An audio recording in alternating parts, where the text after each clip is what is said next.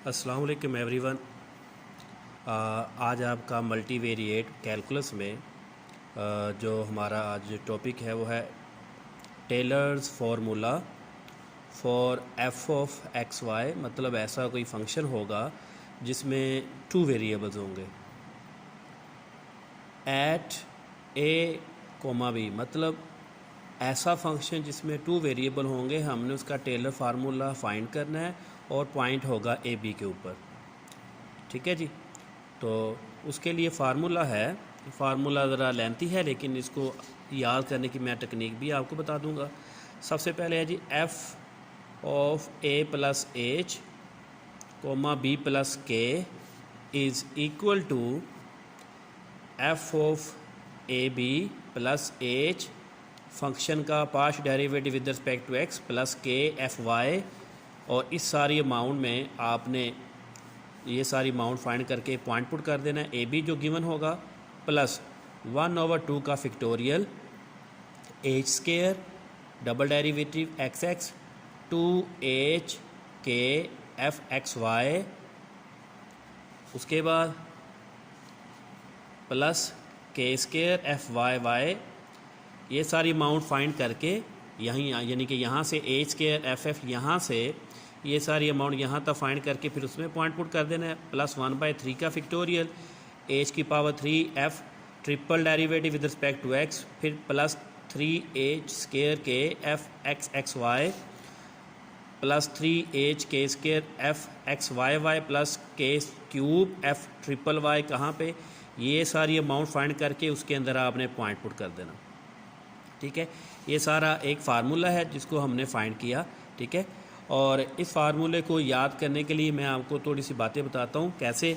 सबसे पहले तो आप ये ज़हन में रखें कि ये हमारे पास ये वाली जो टर्म है इस पर देखिए क्या है। सबसे पहले जी कि यहाँ पे h है और नीचे एफ एक्स है, k होगा तो y होगा। मतलब आप ये समझें h को आप जोड़ दें x के साथ और y को जोड़ दें आप k के साथ। तो चूँकि यहाँ पे h है और नीचे फिर क्या हो गया एफ एक्स, यहाँ पे k है नीचे क्या हो गया F Y. Similarly H square, तो मैंने आपको क्या कहा h को जोड़ दें आप x के साथ, मतलब 2 दफ़ा a स्केयर मतलब क्या हो गया h मल्टीप्लाई h, तो इट मीन्स नीचे हमने लिख दिया एक्स एक्स। सिमिलरली फिर एच के मतलब इसकी जगह पे एक्स, इस यहाँ वाई और नीचे इस वजह से आ गया एक्स वाई।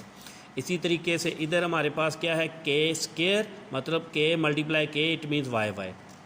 इसी तरह यहाँ पे भी देख सकते हैं आप एच की पावर 3 का मतलब क्या है 3 टाइम्स एच को मल्टीप्लाई करना है, मीन्स आप 3 टाइम एक्स को मल्टीप्लाई करके नीचे लिख दें। और उसके बाद एच स्केयर के मतलब एच स्केयर है मतलब एच मल्टीप्लाई एच, तो नीचे आ गया एक्स मल्टीप्लाई एक्स और साथ के है साथ इधर वाई आ गया। ठीक है, मतलब एच और के जिस तरीके से चल रहे हैं, जिस तरीके से एच चल रहा है उसी तरीके से एक्स चल रहा है और जिस तरीके से वाई चल रहा है उसी तरीके से हम के को यूज़ कर रहे हैं। ठीक है जी, तो ये फार्मूला है। ठीक है, उसके बाद हम ये भी सोचेंगे कि ये जो इसकी टर्म्स बनी हैं, सबसे पहले एफ एक्स एच के वाई, उसके बाद एच स्केयर ये 2x y वगैरह ये टर्म बनी कैसे हैं। इसके लिए मैं आपको रफ़ पेज के ऊपर एक टेक्निक बताता हूँ, वो आप देखें, वहाँ से आपको समझ आ जाएगी ये सारी बात। मतलब कि इस चीज़ को आप अंडरस्टैंड करें कि अगर हमारे पास एक्स वाई मतलब एक्स प्लस वाई की पावर 1 है तो ये क्या हो गया एक्स प्लस वाई, इसको ज़रा नोट करें। उसके बाद एक्स प्लस वाई की पावर अगर आ जाए स्केयर तो ये होता है X square plus 2xy plus Y square. ये भी जो ये एक्सप्रेशन बन रही है ये भी हमारे फार्मूले में है। लेकिन अगर x प्लस वाई की पावर 3 हो, हमने फार्मूला पढ़ा हुआ, ये क्या होता है जी X cube plus Y cube plus 3xy। Formula लगा लिया, मैटर में पढ़ा हुआ है आपने, मल्टीप्लाई एक्स प्लस वाई, तो ये हो गया x cube plus Y cube plus 3x square y plus 3xy square. ठीक है, इसको हम थोड़ा सा अगर रीअरेंज कर लें x cube plus 3x square y plus 3 ये हो जाएगा 3xy स्केयर और y क्यूब को एंड पे लिख लें। इस चीज़ को भी ज़रा नोट करें आप, ये भी सारा हमारे पास उसी तरीके से एक्सप्रेशन बन रही है। ठीक है, तो ये जो आंसर आ रहे हैं, मतलब एक ये वाली एक्सप्रेशन, उसके बाद स्केयर वाली एक्सप्रेशन, ये वाली x प्लस वाई वाली एक्सप्रेशन, तो ज़रा ये नोट करें, क्या हमें ये वाली एक्सप्रेशन इधर भी नहीं नज़र आ रही जो मैंने आपको फार्मूला बताया है? ये देखें ज़रा, सबसे पहले क्या जी, ये समझ लें पावर 1 के लिए है, और उसके बाद ये आ गया हमारे पास क्या है जी, ये एच स्केयर मतलब एक्स स्केयर प्लस 2xy था। तो जैसे मैंने कहा h को समझें x की जगह पे और k को समझे y की जगह पे, तो ये क्या हो गया एक्स स्केयर प्लस 2xy और साथ ये y स्केयर यानी कि k स्केयर। फिर उसी तरीके से क्या आ गया ये, हाँ, x cube plus 3x square y, ठीक है। फिर उसके बाद 3xy square plus y cube. ये इसी मतलब जो मैंने आपको ये रफ पेज के ऊपर जो बताई हैं एक्सप्रेशन, ये उसी से मिलती जुलती है, ठीक है। अब ये जो मैंने आपको फार्मूला अभी ये बताया है, ये ऊपर जो फार्मूला ये लिखा है, ये तो जनरल फार्मूला है। अब इसको, ये फार्मूला किसके लिए है? टेलर फार्मूला आपने फाइंड करना है किसी ऐसे फंक्शन का जिसमें 2 वेरिएबल होते हैं, और इस पॉइंट के ऊपर हमें नहीं पता ये क्या वैल्यू है। हो सकता है ए की जगह पे 2 होए और बी की जगह पे 3 हो जाए, ए की जगह पे 7 हो जाए, बी की जगह पे कुछ और हो जाए, ठीक है। तो ये एक जनरल पॉइंट ए बी, उसके लिए ये वाला फार्मूला है। अब इसको इन पर्टिकुलर अगर आपने करना है ओरिजिन के ऊपर, तो इस फार्मूले को थोड़ा सा चेंज किया जा सकता है। दोबारा आप इसकी हेडिंग देख लें, Taylor formula for the function of 2 variables at origin. मतलब अब हम क्या करने जा रहे हैं, टेलर फार्मूला इस्तेमाल करने जा रहे हैं किसी ऐसे फंक्शन के लिए जिसको हम ओरिजिन के ऊपर डिफाइन करना चाहते हैं, जिसके और फंक्शन के अंदर हमारे पास 2 वेरिएबल होंगे।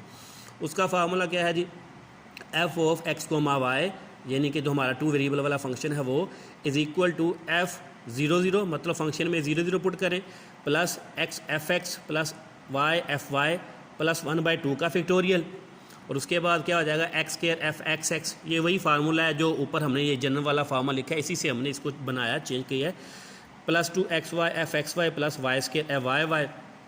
उसके बाद प्लस 1/3 का फैक्टोरियल एक्स क्यूब एफ। ये सारी वही चीज़ है जो हमने ऊपर ये एक्सप्रेशन को डिस्कस किया, ठीक है जी। अब ज़रा जो हम आगे टर्म इस्तेमाल करेंगे उसको ज़रा देखते हैं कि ये वाला जो एक्सप्रेशन है, ये वाला हम बोलते हैं ये क्वाड्रेटिक एक्सप्रेशन है, क्योंकि इसमें देखो x की पावर 2 है, यहाँ पे क्या है x की पावर 1 और y की पावर 1 दोनों की मिला के होगी 2 पावर होगी, यहाँ पे y की पावर क्या है 2। मतलब क्या हुआ कि ये वाला जो सारा हिस्सा है इसमें वेरिएबल्स की पावर 2 बन रही है, x की भी 2 है, x y को मिला के देखेंगे ये भी 2 होगी, y की भी 2 होगी। ये एक बन रही है एक्सप्रेशन पावर 2 वाली, इसको क्वाड्रेटिक एक्सप्रेशन कहते हैं। और ये वाली जो है पहले एक्स एफ एक्स, क्योंकि एक्स की पावर 1 है, वाई की पावर 1 है, तो यहाँ से लेके यहाँ तक जो एक्सप्रेशन है ये लीनियर एक्सप्रेशन है, और ये वाली सारी जो है क्वाड्रेटिक एक्सप्रेशन है। और सिमिलरली ये वाली जो एक्सप्रेशन है हमारे पास ये क्यूबिक एक्सप्रेशन है। तो याद रखें, अगर आपको क्वेश्चन में, ये मेरी बात इंपॉर्टेंट है, ज़रा गौर से सुने, कि याद रखें अगर आपको कहा जाए कि आप अपना क्वेश्चन जो है फंक्शन की टेलर सीरीज फाइंड करें, कहाँ तक? क्वाड्रेटिक एक्सप्रेशन तक। इसका मतलब ये होगा कि आपने सिर्फ यहाँ तक चलना है, ये वाला जो है थर्ड डेरिवेटिव वाला, थर्ड ऑर्डर पार्शियल डेरिवेटिव वाला ये नहीं करना, ठीक है जी। लेकिन जब आपको ये कहा जाए कि क्वाड्रेटिक यहाँ तक होता है, लेकिन जब आपको कहा जाए कि क्यूबिक अप्रोक्सीमेशन करें, क्यूबिक मतलब पावर 3 वाला, तब आपने ये भी करना है, ठीक है। आई रिपीट, जब आपको क्वाड्रेटिक करे तो यहाँ तक जाना है, यहाँ तक का मतलब पिछले वाले सारा ये एक्सप्रेशन करना होता है, ठीक है जी। लेकिन जब क्यूबिक कहे तो यहाँ तक जाना है, इसका मतलब पिछले वाला भी सारा एक्सप्रेशन हमने करना होता है।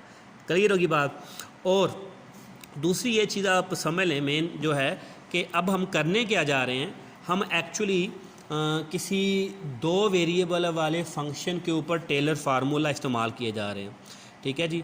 और याद रखें जब किसी 2 वेरिएबल वाले फंक्शन के ऊपर टेलर फार्मूला लगाते हैं तो हमारा जो आंसर आता है वो एग्जैक्ट सही आंसर नहीं आता, वो एक अप्रोक्सीमेशन होती है, मतलब जवाब बिल्कुल करीब तरीन होता है लेकिन एग्जैक्ट जवाब नहीं होता। तो दैट्स वाई हम कह सकते हैं, क्योंकि हमारा जो आंसर आता है वो एक अप्रोक्सीमेशन होती है टेलर फार्मूला यूज़ करते हुए, तो इस वजह से जो आंसर आएगा वो अप्रोक्सीमेशन देगा, तो हम वहाँ पे कोई ना कोई एरर भी पैदा होगा। जब आपका आंसर एग्जैक्ट नहीं आ रहा, करीब तरीन आ रहा है, तो इस वजह से हम कह सकते हैं कि कोई ना कोई एरर भी वहाँ पे पैदा होगा। तो इसका मतलब हम क्या लेंगे कि समझें गौर से, अगर किसी सवाल में आपको वो ये कहता है कि क्वाड्रेटिक अप्रोक्सीमेशन तक हल करें, मतलब यहाँ तक हल करें, इसके पिछले वाला सारा आपको करना पड़ेगा, तो उसके लिए फिर हम क्या करेंगे, जो हमारी एरर वाला होगा उसमें हम ये वाले को फार्मूले इस्तेमाल करेंगे। आई रिपीट, कि अगर आपने क्वाड्रेटिक अप्रोक्सीमेशन तक जाना है तो यहाँ तक कैलकुलेशन करेंगे और फिर उसका एरर फाइंड करने के लिए उससे अगले वाली टर्म को इस्तेमाल किया जाएगा।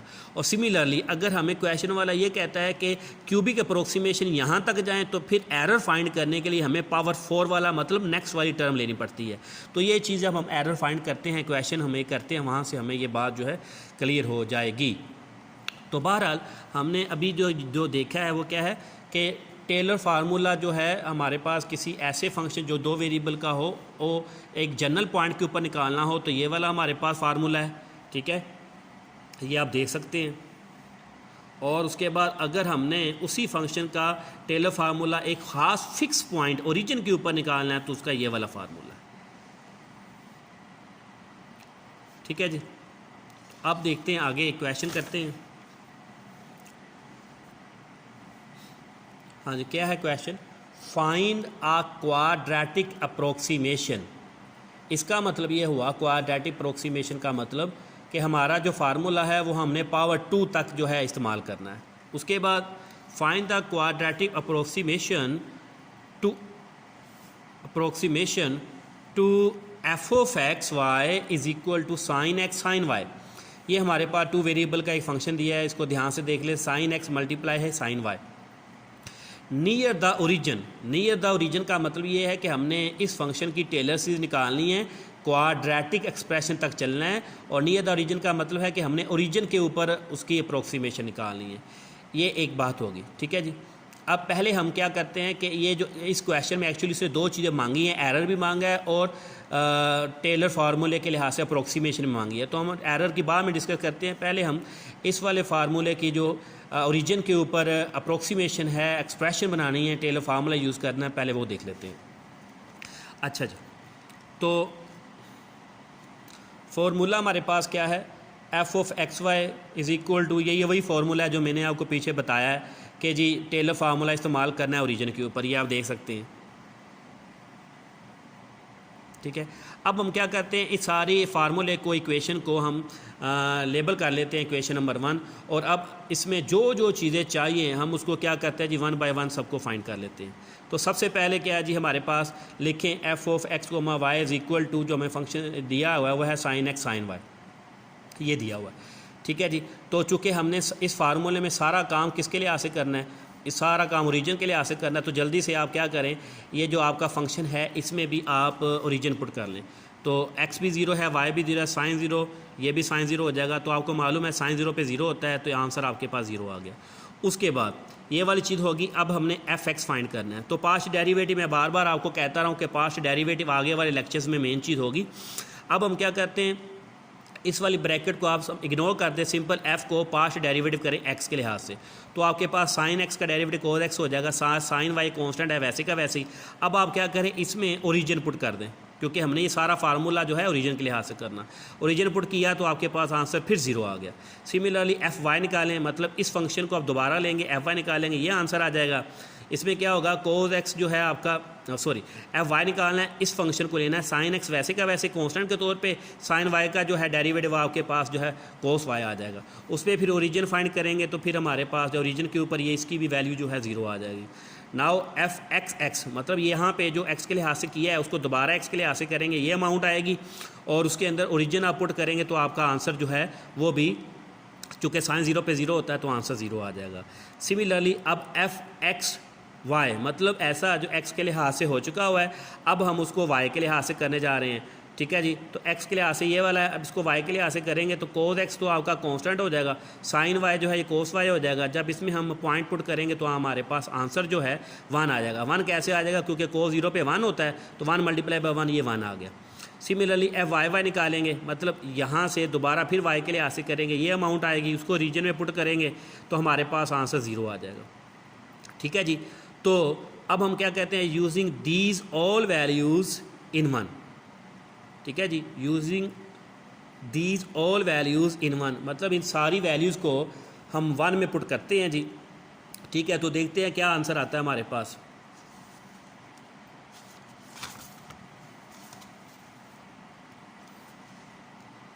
हाँ जी, वी हैव द रिज़ल्ट, हमारे पास क्या आ गया जी, लेफ़्ट साइड पे फंक्शन था वो है हमारे पास गिवन फंक्शन है sin x sin y। और ये जो है इसको आप ज़रा देखें, ये यहाँ पे हमने ये जो है नियरली इक्वल टू लगाना है, एग्जैक्ट इक्वल की सिंबल नहीं होगी। इसको हम कहते हैं डबल टिल्डा भी कह सकते हैं हम, कि ये तकरीबन होगा, क्योंकि ज़ाहिरी बात है आप क्या कर रहे हैं, आप अप्रोक्सीमेशन एक अंदाज़ा फाइंड कर रहे हैं, ठीक है। तो अंदाज़े के लिए हम एग्जैक्ट इक्वल ही लिख सकते हैं, बेहतर होता है कि आप इस तरीके से लिखें। उसके बाद जो हमने सारी वैल्यूज़ की हैं फार्मूले नंबर 1 में पुट करते हैं 1 बाय 1, ठीक है जी। तो आपके पास आंसर जो है sin x multiply sin y nearly equal to XY। ये तो आपका क्वेश्चन का पहला हिस्सा हो गया। अब सेकंड पार्ट करने से पहले हम इस वाले को थोड़ा सा डिस्कस कर लेते हैं।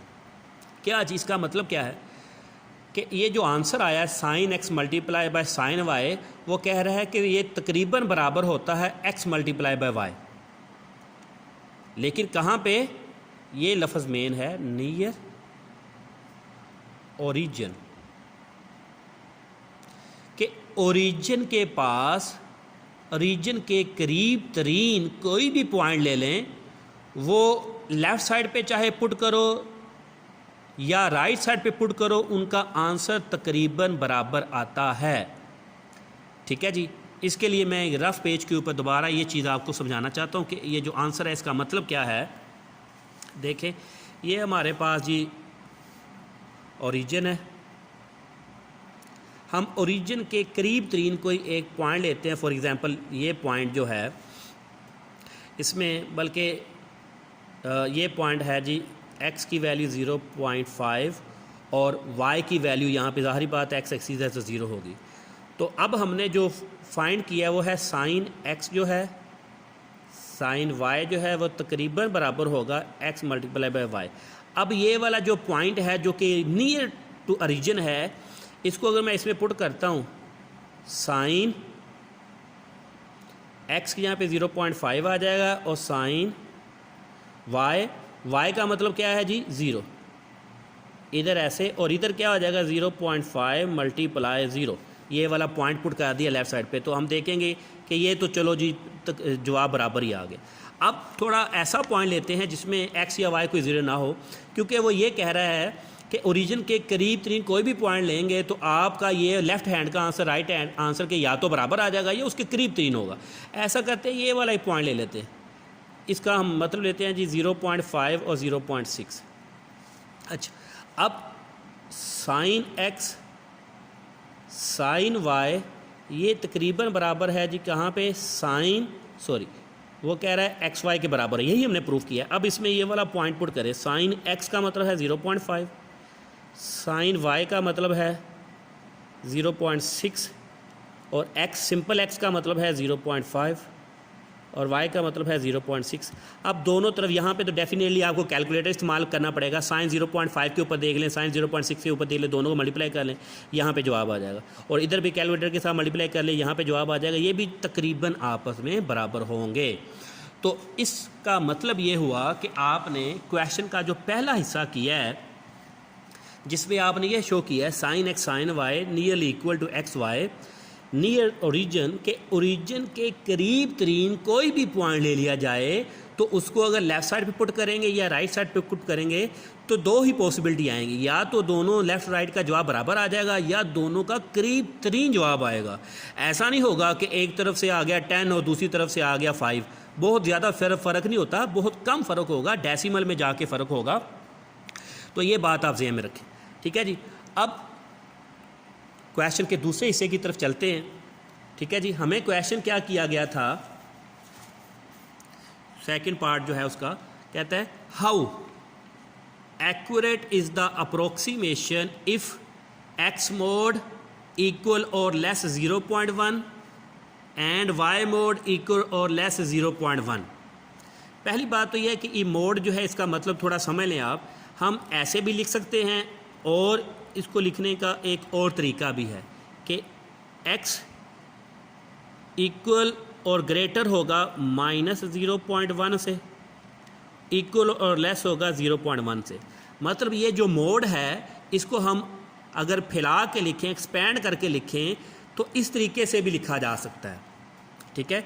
अगर जिस बच्चे को ये चीज़ नहीं समझ आती वो यहाँ से समझ सकता है कि x की वैल्यू या तो बराबर है -0.1 से या उससे बड़ी है, और कहाँ तक जा रही है, या 0.1 के बराबर है या उससे छोटी है। तो इस चीज़ को इस तरीके से भी लिखा जा सकता है, और सिमिलरली इस चीज़ को y में भी हम उस तरीके से ये मोड ख़त्म करके, जैसे मैंने बताया इस नोटेशन में दरमियान में x यहाँ पे y लगा दे तो ये लिखा जा सकता है। अच्छा, अब वो आपसे कह क्या रहा है कि जी आपने टेलर फार्मूला इस्तेमाल करके आप कह रहे हैं कि ये जो हमारे पास आंसर आता है, यानी कि ये वाला sin x sin y ये बराबर है x y के, तकरीबन बराबर है। तो जहाँ पे लफ्ज़ अप्रोक्सीमेशन तकरीबन आ जाए तो इसका मतलब ये हुआ कि कोई ना कोई एरर हुआ, क्योंकि एग्जैक्ट जवाब किस तरफ का है, ये वाला। ये बात याद रखें, हमें जो फंक्शन गिवन है वो ये वाला है, और इसका जो जवाब आएगा उसको हम कहते हैं ये तो एग्जैक्ट आंसर है। हाँ, जो यहाँ से जवाब आता है ये हमारी अप्रोक्सीमेशन है कि हमने एक अंदाज़ा, एक एस्टिमेशन फाइंड आउट कर ली है। तो ये एक अप्रोक्सीमेशन है, ये एग्जैक्ट वैल्यू है, ठीक है जी। और ये इसके करीब तरीन जवाब दिया करेगा, कहाँ पे, जब ओरिजिन के करीब तरीन अगर कोई हम पॉइंट लेते हैं। तो इसका मतलब ये हुआ कि इस फंक्शन के करीब तरीन जब इसका जवाब आएगा तो कोई ना कोई एरर तो पैदा होगा, ठीक है। तो वो एरर अगर फाइंड करना हो तो उसका क्या फार्मूला है, अब उसकी तरफ चलते हैं, जो कि इस क्वेश्चन का सेकंड पार्ट। हाँ जी, हाँ जी, एरर फार्मूला ये है कि यहाँ पे आप चाहें तो मोड भी लगा सकते हैं ऐसे कि e of x, y this equal to less than 1/6। अब ये आप इस टर्म को नोट करें सारे, इस फार्मूले को, ये क्या चीज़ है। तो मैंने यही चीज़ आपको लेक्चर के शुरू में कही थी, अगर आपने किसी सवाल में क्वाड्रेटिक अप्रोक्सीमेशन तक गए हैं तो उससे आगे वाली क्यूबिक वाली जो होती है वो हम एरर के तौर पे इस्तेमाल कर लेते हैं, और अगर यहाँ पे क्यूबिक होता तो हमने फिर पावर 4 वाले जो होने थे, डिग्री 4 वाले, उनको इस्तेमाल करना था। अगर यहाँ पे लास्ट टर्म 1 वाली होती तो यहाँ पे क्या करना था, हमने सेकंड डिग्री वाली एज ए एरर फार्मूला इस्तेमाल करना था, ठीक है जी। अब हमारे पास एरर जो है वो उसका ये वाला फार्मूला है, और हमने इसमें ये जो तीन चीज़ें हैं, मतलब थर्ड ऑर्डर पार्शियल डेरिवेटिव है, एक ये वाला है, ये वाला है, ये वाला इधर है, और ये वाला, ठीक है जी। तो ये जो 1 2 3 4 ये थर्ड ऑर्डर पार्शियल डेरिवेटिव हैं, और वो कितने हैं, 4। अब हमने इसके मुतालिक डिस्कस करना है। अब उसको हम देखें सबसे पहले, क्यों आप याद रखें कि आपका जो फंक्शन है, जो गिवन फंक्शन है वो क्या है, पहले उसके ऊपर देख लें। ये आपका फंक्शन है जी sin x sin y, ठीक है। अब यहाँ पे जो आगे मैं बात आपको बताने जा रहा हूँ ये ज़्यादा कंसेप्चुअल है, इसको ज़रा अच्छे तरीके से समझिएगा, ठीक है जी।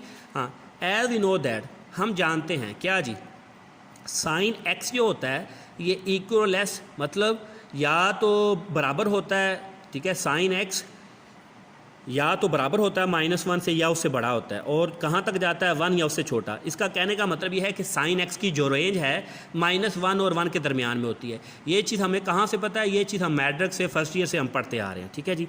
एंड उसके बाद वो क्या कहता है, sin y, यहाँ पे मैंने कोस लिख दिया तो उसको बाद मैंने उसको गलती होगी तो वो मैंने काट दिया, तो ये हो गया sin y। Sine similarly sin x है, और sin y भी वैसे ही होगा, ज़ाहिर बात है, साइन तो आ गया ना साथ, उसके x है या y है कोई भी है, उसकी हमें परवाह नहीं है। तो sin y जो है उसकी रेंज -1 से 1 तक होती है। अब इसको n कह दें, इसको m कह दें, x वाला n है और y वाला m है, दोनों को मल्टीप्लाई कर लें। जब आप मल्टीप्लाई करेंगे तब भी जो आंसर आएगा sin x और sin y ये है -1 और 1 के दरमियान में। अब याद रखिए ये जो दरमियान में है ना, sin x multiply sin y, इसका आंसर -1 और 1 के दरमियान में है। और ये sin x और sin y है क्या, ये एक्चुअली आपका गिवन फंक्शन है। अगर आप ये देखें ना, जो आपको क्वेश्चन दिया गया sin x sin y, ये आपका गिवन फंक्शन है। तो इसका मतलब ये हुआ कि आपका जो ये मल्टीप्लाई करके गिवन फंक्शन जो है sin x sin y ये -1 और 1 के दरमियान में आ जाएगा। ये हमें कैसे पता चला, बाय n एंड m, मतलब हमने n और m को मल्टीप्लाई कर लिया और हमें पता चल गया कि हमारा ये जो फंक्शन दिया हुआ है, ये वाला सारा मतलब गिवन फंक्शन, ये -1 और 1 के दरमियान में होता है, ठीक है जी। अब उसके बाद हम क्या कहते हैं जी, ये इंपॉर्टेंट चीज़ है, समझिएगा। Therefore we can say the maximum value of the function, हम कह सकते हैं कि maximum value of the function जो है sin x sin y is 1, कि मैक्सिमम वैल्यू 1 है। ये कैसे पता चला, ये पीछे देख लें अभी आप। हाँ जी, ये वाला आपका sin x sin y, इसी को हम कहते हैं ना f of x, ये देख लें। तो ये इसका क्या था, मिनिमम वैल्यू इसकी -1 थी और मैक्सिमम वैल्यू 1 थी। तो यही चीज़ मैंने इसको थोड़ा सा वर्ड्स में लिख दिया है कि फ़ंक्शन की जो मैक्सिमम वैल्यू है 1 है। ठीक है जी, तो इसको वर्ड्स में अगर मैथमेटिकली लिखना है फिर वही चीज़ आ गई, sin x sin y जो है ये आपके पास क्या है जी -1 1 के दरमियान में है। ठीक है जी, इसको अगर आपने एब्सोल्यूट की सेंस में लिखना है तो फिर मैंने पहले भी आपको बताया, और sin x sin y = <<1, ये चीज़ होगी। अब ये सारी चीज़ आपको बताई क्यों जा रही है, वो इस वजह से बताई जा रही है क्योंकि sin x sin y की मल्टीप्लिकेशन करके हमारे पास मैक्सिमम जो वैल्यू है ना, मैक्सिमम बड़ी वैल्यू वो क्या आ रही है 1, और सबसे छोटी वैल्यू जो है वो क्या आ रही है -1। लेकिन हमें इस वक्त मैक्सिमम वैल्यू चाहिए। मैक्सिमम वैल्यू क्यों चाहिए, क्योंकि हमने मैक्सिमम एरर बताना है। मैक्सिमम एरर क्यों बताना है, ज़ाहिर बात है कि अगर कोई ऐसा मेथड आप लगाते हैं जिसमें किसी क्वेश्चन का मैक्सिमम एरर आप बता देते हैं तो वो आपके लिए ज़्यादा बेहतर है। अगर हम मैक्सिमम की बजाय मिनिमम एरर बताएंगे तो वो तो कोई मज़ेदार चीज़ ना होगी।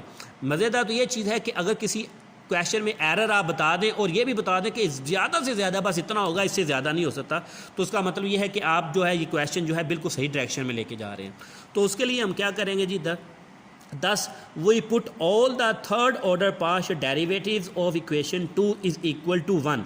तो लिहाजा फिर वो ये कह रहा है कि हम जितने भी थर्ड ऑर्डर पार्शियल डेरिवेटिव यहाँ पे चाहिए थे, ये इक्वेशन नंबर 2 जिसको मैंने कहा, ये देखो ना, एक ये भी थर्ड ऑर्डर पार्शियल डेरिवेटिव है, ये भी थर्ड ऑर्डर पार्शियल डेरिवेटिव है, ये भी थर्ड ऑर्डर है, ये भी थर्ड ऑर्डर है, तो ये 4 हैं थर्ड ऑर्डर पार्शियल डेरिवेटिव जो हमें चाहिए। ठीक है जी, तो इसमें अगर आपने क्या करना है जी, वैल्यू पुट करनी है, तो थर्ड ऑर्डर पार्शियल सोचना यह है कि थर्ड ऑर्डर पार्शियल डेरिवेटिव होंगे कैसे, भी अंडरस्टूड है। आपने अगर गौर किया तो पहले और दूसरे जो पार्शियल ऑर्डर डेरिवेटिव आए थे वो कैसे आए थे, ज़रा गौर करें। ये आप इसको भूल जाएं जो आपने पॉइंट पुट किया। हाँ जी, आप देखें फर्स्ट ऑर्डर पार्शियल डेरिवेटिव जो है वो आपका कैसा आया है, कोस या साइन की मल्टीप्लिकेशन है ना, फिर ये भी साइन और कोस की मल्टीप्लिकेशन है, ये भी साइन और कोस की मल्टीप्लिकेशन है, ये भी कोस और साइन की मल्टीप्लिकेशन है। सिंपल आप ये कह सकते हैं फर्स्ट सेकंड और थर्ड ऑर्डर पार्शियल डेरिवेटिव जो निकलेंगे वो सारे के सारे जो होंगे साइन या कोस की आपस में क्या होती है, सिंपल मल्टीप्लिकेशन होती है। ठीक है जी, और इसके अलावा कुछ भी नहीं होती। लेकिन कौन से वाले, ये पॉइंट नहीं पुट करना, पॉइंट पुट किए बगैर मैं बात कर रहा हूँ कि फर्स्ट ऑर्डर सेकंड ऑर्डर और आगे जो थर्ड ऑर्डर पार्शियल डेरिवेटिव होंगे, पॉइंट पुट किए बगैर वो सिंपल क्या होते हैं, ट्रिग्नोमेट्री साइन और कोस की मल्टीप्लिकेशन होती है। तो हमें पता है कि यहाँ पे मैंने बताया भी है, ठीक है जी, कि साइन और कोस की जो मल्टीप्लिकेशन है उसका मैक्सिमम आंसर जो है क्या होगा जी, 1 होगा। ठीक है, उसके अलावा मज़ीद आप ये भी कह सकते हैं जी, हम सर ने दोनों साइन क्यों लिए, चलो आप ऐसा करें साइन के साथ कोस वाई, ये मैं आपको एक्स्ट्रा बता रहा हूँ इसी आपके ओरिजिनल पेज के ऊपर, तो इसका भी आंसर जो होगा आप देख सकते हैं, चाहे साइन एक्स कोस वाई ये भी 1 के बराबर होगा। सिमिलरली अगर दोनों कोस होते हैं तो उनका भी आंसर जो होगा 1 होगा। ठीक है, और अगर ऐसे हो जाए एक आपके पास आ जाए साइन का, ठीक है, और ऐसे कर लें कि चलो जी एक्स के साथ कर लें आप कोस और वाई के साथ कर लें साइन, इसका भी वही स्टेटस होगा। तो कहने का मतलब ये है सिंपल कि थर्ड ऑर्डर पार्शियल डेरिवेटिव जो आएंगे, आपने देखा जैसे फर्स्ट और second order partial derivative simple sine और कोस की मल्टीप्लिकेशन है, तो इसी तरह थर्ड ऑर्डर पार्शियल डेरिवेटिव जो हैं वो भी क्या होंगे, साइन और कोस की मल्टीप्लिकेशन ही होंगे, और उनका आंसर ज़्यादा से ज़्यादा क्या होगा, 1 होगा। तो चूँकि हमने मैक्सिमम एरर फाइंड करना है, इस वजह से maximum third order partial derivative का जो जवाब आ रहा है वो 1 आ रहा है। तो thus we put all the third order partial derivatives of equation 2 is equal to 1। क्या, thus we put all the third order partial derivative of equation 2 is equal to 1। यहाँ पे ये जो 3 लाइनें लिखी हैं, इसका मतलब ये है कि इक्वेशन 2 में ये जो थर्ड ऑर्डर पार्शियल डेरिवेटिव इस्तेमाल हो रहे हैं, थर्ड ऑर्डर पार्शियल डेरिवेटिव, ये सारे के सारे 1 के इक्वल हैं, क्योंकि ये सारे के सारे क्या होंगे, साइन और कोस की जस्ट मल्टीप्लिकेशन होगी, और इनका मैक्सिमम आंसर 1 हम पुट कर रहे हैं क्योंकि हमें मैक्सिमम एरर चाहिए। चलिए अब हम उसके बाद क्या करते हैं जी, ये फार्मूला 2 जो है इसमें वैल्यू पुट करते हैं जी। तो क्या बन गया जी, एरर इज इक्वल और लेस दैन 1/6। तो क्या है जी, आप देख लें, x की पावर 3। अब आपको x दिया हुआ है, ठीक है जी। गिवन क्वेश्चन में x आपको दिया हुआ है, x की वैल्यू क्या है, ये आपके पास x की वैल्यू है जी, x की वैल्यू है 0.1 और सिमिलरली y की वैल्यू भी 0.1 है। तो हम क्या कर रहे हैं जी, x की वैल्यू 0.1 वो आ गया और उसके बाद फार्मूला नंबर 2 जो है उस पर 3 मल्टीप्लाई हो रहा है x स्क्वायर y के साथ, मतलब 0.1 का स्क्वायर और 0.1 ये वाला आ गया और ये वाला तो सारा 1 हो जाएगा, तो इसकी जगह पे 0.1 का स्क्वायर और 0.1 ये 0.1 का क्यूब हो जाएगा, तो ये आ गया। सिमिलरली आगे वाली हमने वैल्यू कर ली, ठीक है। और कितने हो गए जी, 1 ये वाला है, 1 ये वाला, 3 और 3 टोटल 8 हो गए। आपने 0.1 का क्यूब अगर कॉमन लें तो 8/6 0.1 की पावर 3 आ जाएगी। इसको कैलकुलेटर के अगर हम सोल्व करते हैं तो ये वाला आ जाएगा। थस हम ये कह सकते हैं मैक्सिमम एरर, जहाँ यहाँ पे मैक्सिमम एरर क्यों आया, अंडरस्टूड है कि अगर आप maximum third order partial derivative ले रहे हैं, मैक्सिमम पार्शियल डेरिवेटिव इक्वेशन 2 में पुट कर रहे हैं, तो वहाँ से जो एरर आएगा वो फिर मैक्सिमम ही आएगा, ठीक है जी।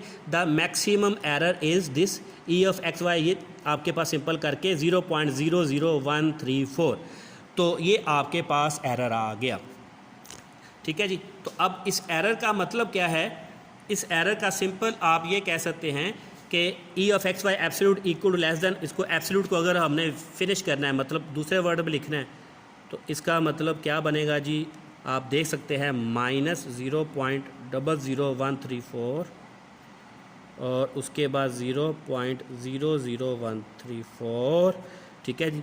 ये आपके पास एक इंटरवल आ गया। ये इंटरवल क्या कहता है कि एरर आपका जो होगा वो इस वैल्यू और इस वैल्यू के दरमियान में कहीं ना कहीं होगा, बाहर नहीं हो सकता। आई रिपीट कि इस क्वेश्चन में जो आपने एरर फाइंड किया वो है -0.00134 और 0.00134 के दरमियान में कहीं पे है, ठीक है। इन दोनों के दरमियान में कहीं पे है। अगर आप नंबर लाइन बनाना चाहें, चले मैं आपको नंबर लाइन के ऊपर भी बता देता हूँ, ठीक है जी। ये आपके पास ओरिजिन है, तो आप समझे 0.00134 इधर है और -0.00134 इधर है, तो यहाँ से लेके यहाँ तक ये जो है आपके पास रेंज है। आपका ये जो एरर है इधर कहीं ना कहीं इस दो वैल्यूज़ के दरमियान में होगा, ठीक है जी। हम ये कह सकते हैं कि इधर बाहर एरर नहीं होगा, इधर एरर नहीं होगा, इन दोनों के दरमियान में हो जाता।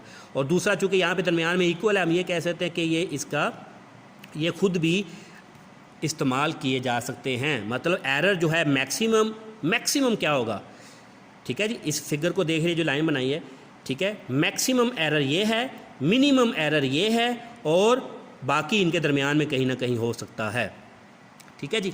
तो अब एक और चीज़, इस क्वेश्चन में हमने थर्ड ऑर्डर पार्शियल डेरिवेटिव जो हैं वो 1 लिए, क्योंकि maximum third order partial derivative 1 बन रहा था, इसी वजह से हमने कहा एरर जो है वो हमारे पास क्या होगा, वो भी मैक्सिमम होगा। लेकिन याद रखें, अगर कोई क्वेश्चन आपको रेसिप्रोकल की सेंस में दे दिया जाए, मिसाल के